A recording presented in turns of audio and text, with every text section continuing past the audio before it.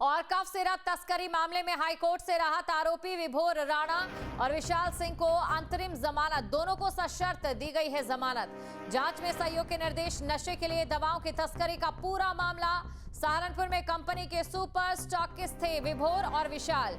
बिहार, झारखंड, असम, पश्चिम बंगाल तक network. STF ने दोनों को किया था गिरफ्तार।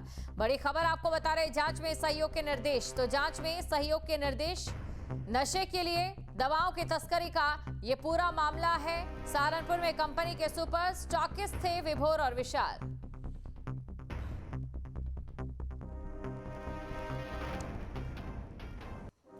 आपके मोबाइल पर तुरंत आएगी ब्रेकिंग न्यूज। स्क्रीन पर सबसे पहले दिखेगी बड़ी खबर। देश दुनिया की हर खबर एक जगह। अब आपके मोबाइल पर तुरंत फटाफट इंस्टॉल कीजिए न्यूज नेशन ऐप और रखिए खुद को अपडेट।